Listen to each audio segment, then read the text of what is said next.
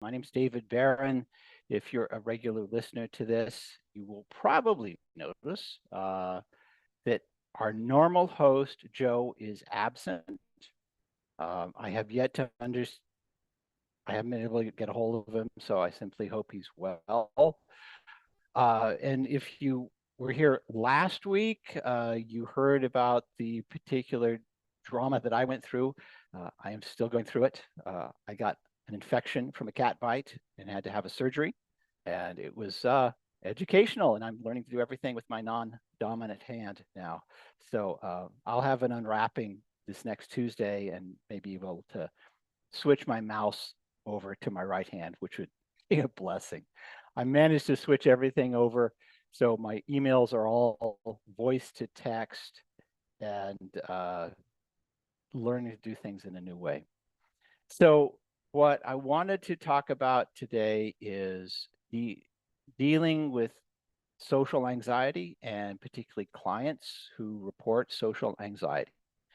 Where I want to start is that, first of all, this is a very normal behavior because it's deeply ingrained in us as human beings to not stand out when what we're most of, and I think it's important to talk to your clients. Social anxiety, whether you're an introvert or an extrovert, is normal because it is a basic fear of being judged by other people. And once you can point this out, there are ways to deal with it.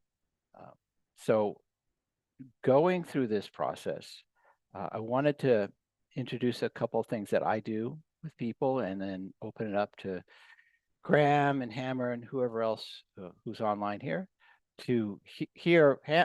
Graham said he's got a lot of good suggestions, which I'm definitely interested in. One of the things that I do when I'm working with a client who's feeling social anxiety, or we can go into fear of public speaking specifically, but social anxiety in general, like I said, it's normally very normal. It's just a concern about how you're being judged by other people.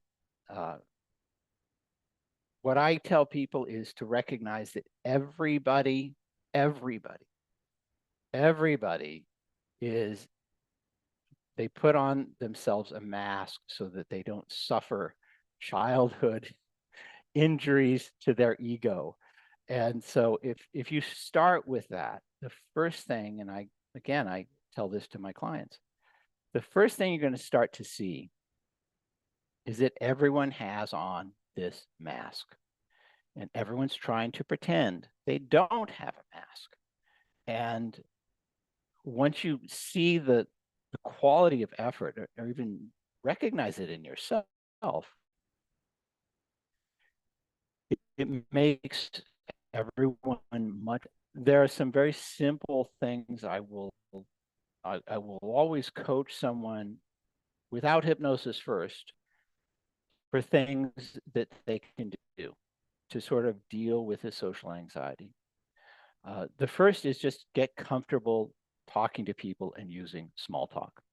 And there's a whole formula on small talk. It is not useless, even though some people think small talk is useless. Small talk is really, it's the connective fiber of social interactions. It's basically introducing yourself. It is basically, mostly it's finding out about the other person. And some very simple, incredibly wonderful, we'll call them tricks for now, but they're tools actually that help you start that. And the very first thing I tell people to do is first, recognize you're dealing with a human being. This is a human being that is suffering in their own way and trying to hide it. They are trying to present themselves to the world that is acceptable, that doesn't cause judgment. And the next thing you do is just instill in yourself a sense of curiosity. Years ago, back in the days when I was trying to pick up women, what I found in that process is that these are actual people and they're not like me. And so I began to realize, okay, if I do this really sort of comfortable and profound archaeology, I get to find out someone's view of the world themselves. And it became very fascinating. So that sense of curiosity is always the first thing you want to build. The second thing I'll tell people do is I'll tell them about small talk. Most people don't understand the value of small talk. It's the connective tissue to all the interactions we have. And there's a very simple formula to small talk, which is the first thing you do if you're meeting a stranger, and I encourage people to go into social events situations where maybe you're standing in line for coffee or tea, or you're in a networking event. You just ask them, you say, my name is David. I'm a hypnotist. You are, raise your hand, raise your eyebrows rather, and then extend your hand. And they will mention themselves. And if they're really uncomfortable, they will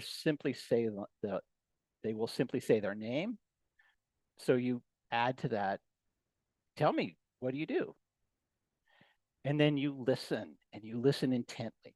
And I personally have developed this game inside my head when I do that, which is how many data points can I earn from this conversation? Very first thing is their name. And for some people, associating names and faces is challenging, so you have to repeat their name a lot of times in their head. If they're wearing a name tag, that helps. But I will say their name several times in my head. I will imagine the name printed across their forehead. That helps sometimes too. And then I start collecting data points, which is really, tell me about your job or your life. And I shut up. And that's the first step. You listen to them. You display a sense of interest. This is the second step. And that is you nod your head, you look at them, and you make eye contact. And when they're finished, you respond to it. And the response can be, you will always get more information when you say, no kidding. And you shut up. Or, really? That has to be fascinating. Or you can ask, it's not a question, it's a statement, but they will respond to it by adding more content to it, which is, you have got to have some incredible, weird stories. Immediately, once you do that, they start to talk, and who they're talking to when they start to talk to you with that statement is they'll start to talk to you as though you're a friend. You didn't ask them questions.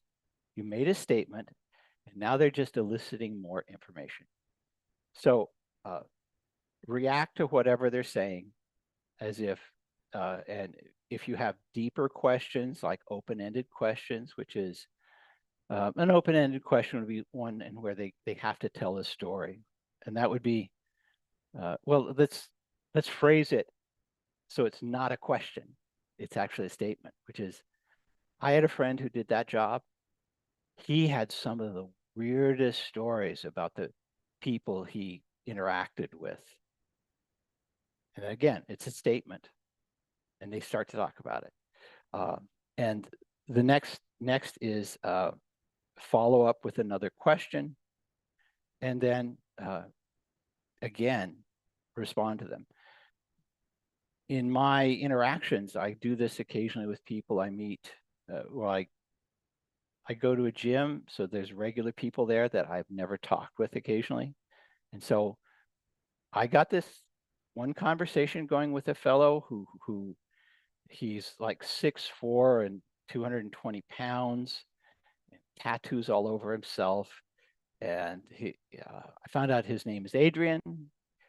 He has an accent. He's not from Australia. Everyone thinks he's from Australia, but he says he's from England. He worked in professional wrestling. He now works as a corrections officer at the corrections facility. And he also told me about his hip replacement in his left hip. That's a huge amount of information. So in this conversation after the fact, I always sort of measure the number of data points that I've developed. And so I will coach a person through this project and just give them an assignment. I'll do the hypnosis with them. And then I'll have them go out and just practice this in a social environment. They can talk to the barista if they have time at the coffee shop. They can talk to a person in line at the Department of Motor Vehicles or whatever. But just get their experience of it. What this does for them is it gets them from inside of their head and puts them in front of their face. So they're actually paying attention to the other person. And ideally, if they're following the homework, I want them to write it down afterwards to report to me the data points they learned. Me doing this becomes an incredibly fun game because after the conversation, I'll go to my journal and say, I'll bullet point all the little data points about this. So when I see that person again, I can then talk to them about that. You know, maybe they mention their kids and things like that, and I'll be. This now becomes a conversation between two people who know each other, as opposed to strangers. So that's one of the first things that I tell people. Then I sort of talk about how the quality of confidence that they will have in social situations. For me, I always define confidence as a general sense of comfort, a sense of ease in any situation. And we've all had some experience where there are people who, regardless of the drama and the chaos in their life, they respond very, very calmly. One of the clients I worked with very recently was having a lot of anxiety and overthinking. We did the hypnosis session to create this sense of calm. In his next session, he reported back, he went with his family, and someone there at the beach got an injury. And for whatever strength, probably the hypnosis, but for whatever reason, he just dealt with the situation. He was the calmest person in the interaction. He did some first aid. He called the medics to take him. And when he got back to his car, he pretty much just realized he was hungry, and he started to eat the sandwiches that were there, and everyone else was panicky and just wondering what was going on. So typically once I describe this sense of calm and the sense of ease, I have my client then describe how they would imagine that. So where I make notes so I can use their words. If you follow the operations manual, there's a whole problem, symbology, and I have them create a symbol for the social anxiety, convert it to a symbol of calm, and then bring that symbol into their body and begin to expand it, and then have them radiate it like a beacon. Once they have this sense of calm, there's no context. They just have this sense of calm. Then I have them in their mind go to those contexts where they used to have that social anxiety, but bring this calm to it. So we're sort of collapsing the social anxiety into that sense of calm. And I have them create a whole bunch of situations in their mind where that sense of calm is there. That was all I did with this one client for him to have this response. He didn't even think it was weird until we actually started talking the next time. And he realized, oh yeah, that was atypical of how I've been doing recently. So he had a really good success story. I know I was talking with Graham earlier, And Graham said he has a few things to help people deal with social anxiety. So I want this to very much become a discussion. Graham, go ahead and unmute yourself. If anyone else has questions, raise your hand at the little react button below, and we'll go from there. Graham, tell me some of the tools that you use to sort of help people do that. Well, actually, you did hint at a few of them with the idea of doing mental rehearsals and doing some homework in between sessions and things like that, because that's pretty much standard cognitive behavioral technique. But what I do want to touch on, you did mention it, was the idea of a sense of calm, which is the main effort in anxiety, because in the UK, a lot of people tend to get stress and anxiety interweaved with each other. And people always say, "Oh, relax, relax." You know, if somebody's anxious and they're trying to get them to relax, but you should only relax to a certain point, because if you try to go too deep into relaxation, which is what you need for stress, then you will actually end up indulging what we'll call a escaping behavior, where you seek refuge in this technique that you've got instead of actually facing up to the anxiety, which is what Joseph Wolper, the psychologist or psychiatrist, did with systematic desensitization, which he actually did by traumatizing cats, funnily enough, which I thought quite ironic. And he had the idea of, like, he would get them anxious about being fed, and then he would gradually desensitize them. And he used that to build the basis of techniques to say, right, what is it exactly that is making you anxious? Because that's another thing that you have to be careful of, is you get the right thing that's making them anxious. Otherwise, you're just going to be skirting around the issue. Mm-hmm. And then say, right, rather than just throwing you at the deep end, like, we'll take you to the middle of a swish cocktail party at the hotel in London, put you in a dinner jacket and throw you in the middle of a whole bunch of strangers, you know. You would do a lot of build-up work to it, like you said, with going to the barista, having a quick chat with them, building up the small talk, and then you can then interleave some hypnosis into it using a lot of imaginal rehearsal, bits of ABC exposure, where you imagine yourself in the scene, using coping statements and various other techniques.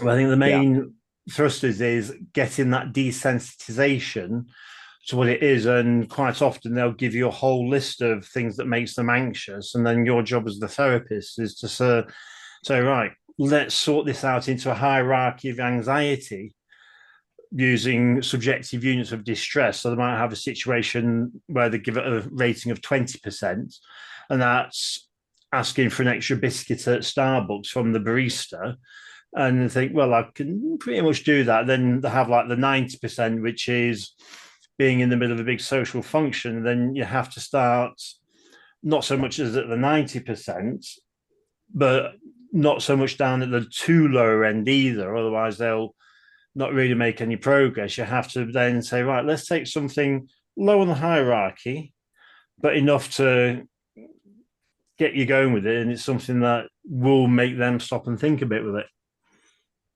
Yeah. Okay. Yeah, absolutely. The desensitization, creating that calm state is important. On that, another exercise I tell people to do is recognize that when someone is anxious or in stress, they respond as though everything is an emergency. They move very quickly. And so in what I tell people to do is practice moving slowly and with purpose. And again, I got this from another therapist. Move as though you're in water. Don't move any faster than that. If you're in a group of people, see if you can move as be the slowest person in the room. And I mean that slow to react. You'll still react in the same way, not going to be an urgent reaction. It's going to be and if they can practice, again, moving very slowly, they're going to have a greater comfort in general. And that again, that was something I gave my client. I was just telling you about. Move slowly, and he really took it on. So yeah, Yeah. thank you. One thing that I do with my anxiety folk as well is when I'm doing the initial conceptualization call with them and assessment, as a little parting gift with them is a little breathing technique that I've come up with called the I'm calm. And the idea is you breathe in as you're saying to yourself, I'm, and breathe out as you say, calm. Just because if you think about the tonality of I'm, it's like you're having a breathing moment, Yeah, and calm is that ah sort of yeah. vowel sound as well. And if you could think calm, I'm calm, then it also has, because I think I'm is one syllable, calm is sort of like one and a half. So you're going to have Mm-hmm. that slightly longer exhale, which then has that calmative effect on the parasympathetic and sympathetic nervous systems to help Mm-hmm. slow them down a bit and bring them a bit under control. Yeah, on the topic Mhm. of breathing, I will sometimes point out when we're excited, we inhale quickly, Mm. like the scare, the scare response. We Yeah. go up like this. But when we exhale, it's like dropping a heavy bag of luggage. Mm. So exhale as if you're just letting go of everything. And you start to develop this pattern where the inhale becomes breathing in energy and the exhale becomes letting go of tension. Mm. So the energy you breathe in is going to useful places, not just to protect arteries, things like that. Yeah. Yeah. Yeah. That's very good. Very good. Yeah, they've actually found in recent years a thing called heart variability rates.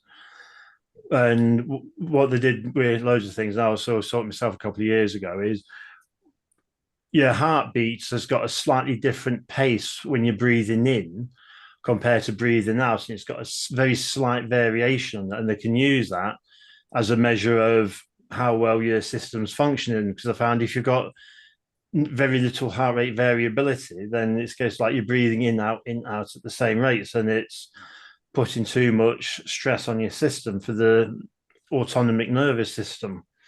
Yeah, absolutely. Absolutely. Thank you, Graham. Hammer, go ahead and unmute yourself. Yeah. Thank you, sir. Yeah, no, that's really powerful. I love the way you've collapsed those and into the person's heart. That I really like that intervention. I'm gonna try that out at some point.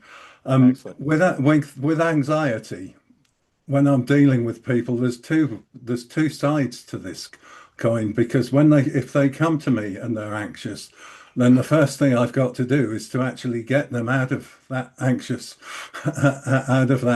state and into a more resourceful state before we can even talk about any interventions. And one of the one of the ways I'll do that is to pattern interrupt them or something, or maybe have you ever felt really relaxed or confident? What would it be like if you could go there right right now? And when they get when they get into that state, then I might talk with them about something like this technique of heart-brain coherence, which I learned from Greg Braden. I don't know whether you ever heard of him. It's a hybrid of tapping and taking your awareness, transferring your awareness from from your mind and transferring it into your heart, and just breathing in peace and breathing out stress, or whatever whatever emotions Yeah. you want to infuse and expel from your system, and doing that in a rhythmic state. So just breathing in peace, breathing out stress sort of thing. And very quickly you can put someone into a state of relaxation there. And sometimes if someone is just a little bit nervous, I might ask them, I say, well, have you ever wondered whether it might not be that you're actually anxious. You might, sometimes it might be because you're actually excited. Yeah, yeah. I have on occasion worked with, I see Dwayne, I'm going to ask you, I'll ask you on mute in a second. I have on occasion worked with a few clients who they were having just painful anxiety attacks to the point I couldn't help them, which You just couldn't even broke my break them heart. out of it. No, in this case, it was related to hormones and Yes, that's a challenge. yeah, very challenging. So that's been a couple of my experiences, some years of doing this. So and also letting people know that if they're aware of their breathing, there are very specific things they can do.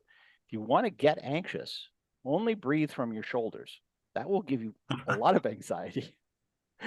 But if you start with the belly and you just push Oh out, yeah. then things Oh, start to change.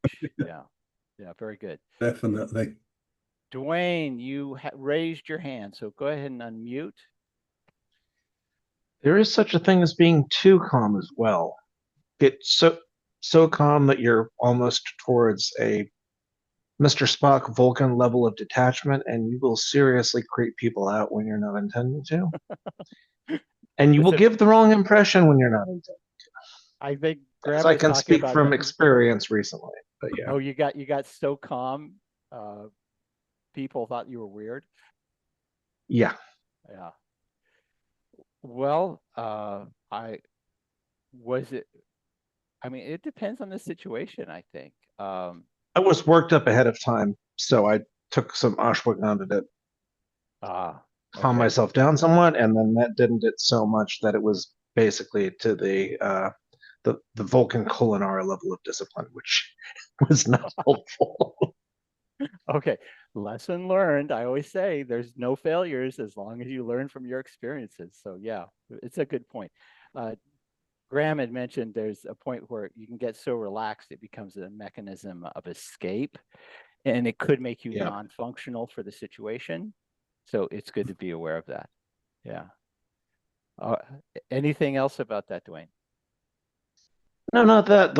As I recall, the military calls the calm breathing box breathing. I think that's what they specifically call their technique for it. Right. It's like 4, 4, 4, and 4 seconds. Hold in, hold, out, hold.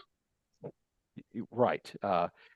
Inhale 4 seconds, hold 4 seconds, exhale 4 seconds, hold 4 seconds, and then you do that, and it will.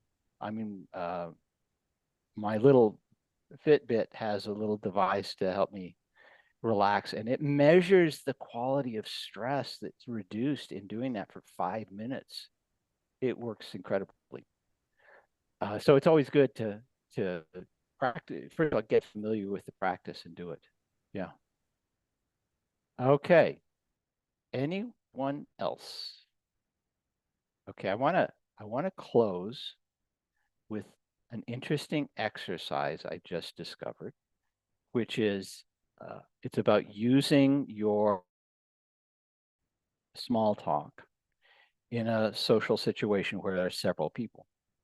And you start just with one person, you listen to them, you ask questions, you elicit more, you show interest. Then you take another person, you do the same thing. Then you introduce the two. Now you have two people who are introduced talking to each other. What you can do is now go to another group of people and do the same thing. Now you can stop anytime you want, but if this were a game, and it's fun to think of it as a game, the object is to be the one person that everyone has in common. So think about what that does to the network of people where they all have in common. Oh, have you met David? Have you met Graham? Yeah, I met him. How do you know him? Well, I just met him. I just met him too. And everyone begins to realize this guy's really working the room. I don't think it ever gets to that. But if you're networking, it's a great tool. And for, say, a hypnotist or someone who is a coach or has an interesting skill set, it's always a great way to sort of outreach and do that. And like I said earlier, one of the things I do is afterwards I do a what's it called, a debrief on myself. I said, okay, names of people, what are the points of interest that I got from them, and I'll make a list. And it's like I have this scoreboard of how well I did at the end of it. So I want, for anyone who's listening, go ahead. When you're talking about debriefs and how did you do with remembering people, one problem I really get when I'm dealing with people, I have no problem connecting with them and getting my sensory acuity, but then I forget their name, and right at the end of I put myself into a tizzy, and you know, I think instead of paying attention to them, I'm going through my mind trying to work out Okay. what can you do to help me? Okay. First of all, do not be embarrassed by saying, tell me your name again. Just get comfortable with that. That's the first thing. But there are some mnemonics that I use, which is if the guy's name is George, have an image of George Washington over their shoulder. So Right. If I know someone whose name is Hammer and that guy's name Hammer, I thought, okay, I have your picture over Right. it. There are other mnemonics. If the person's name is Justine, I think of justice and I see the scale of justice. Yeah. So these are very simple mnemonics, but Yeah. the end result is if I had 20 people to do this with, I would definitely be saying, we were just talking. Let me introduce you to, and I find the person that I do remember the name of, and then bring them over, and and introduce them. If I can remember the name, great. If I can't, I say, we were just talking. Tell me your name again. Oh, that's right. So don't be embarrassed. Yeah. That's too much That's what stress. that's the thing for me, Yeah. is the embarrassment. Yeah, just accept it. That's what I've ended up having to do, and I would rather remember their name, but I take no shame if I have to say Sure. that. There are politicians out there. President, what was his? Lyndon Johnson was the president of the United States in the late 60s, 70s, and he was gifted. He did his campaigning going to every store and acting like he had all the time in the world, talking to people, remembering their names. And when he got back in his car, he had a driver. He would start to debrief himself and remember all these people, think of the connections between other people. So when he met someone else who had a similar job, he'd say, oh, do you know XYZ? Mm-hmm. And he'd link them up. So it creates this incredible sense of familiarity. But the solution is these things happen. And practice, I but suppose. And easily just learn some very simple mnemonic tricks to remember names. But don't be ashamed. Just don't. No one else cares, you know. You're the only one who's really worried about it. You're the only one who will remember being worried. So don't worry about Or it. you could do some self-hypnosis about it as well. Yeah. In those situations, I really make a sincere effort. My whole mind is occupied on trying to remember people's names. So I'm not thinking about myself. I'm just going through these people and the names. But again, it happens. So don't be ashamed of it. Fair enough. Yeah. That's- And get really comfortable with just saying, tell me your name again. And say, oh, that's right. It's the You're third Tyler. time it gets a bit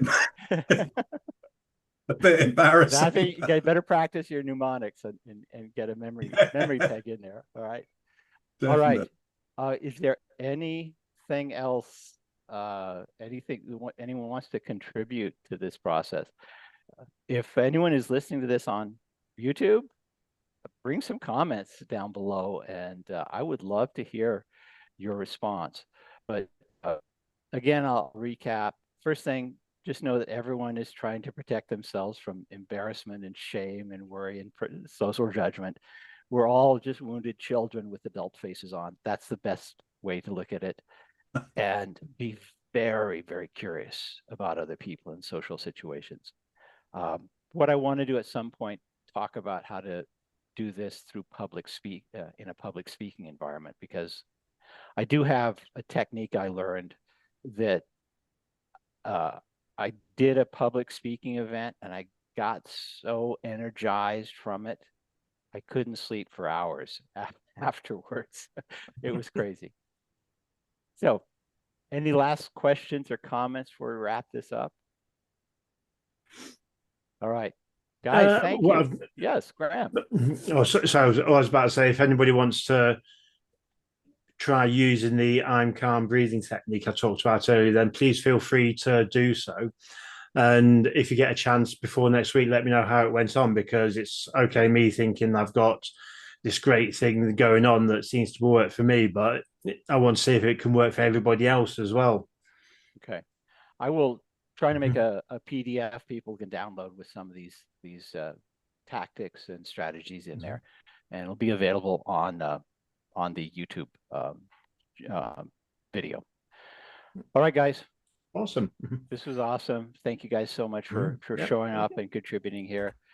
And because you're here, you're not somewhere else. So you took the time and sacrificed that time to be here. And my only hope is it's been of value, and I want to deeply appreciate you making that sacrifice. So next week, this time, we'll talk again. Thank you, guys. Thank you, David, for putting this on. Appreciate it. Have a great week, everybody. Dwayne, Hammer, it's been my pleasure. Please take care. Thank you, sir.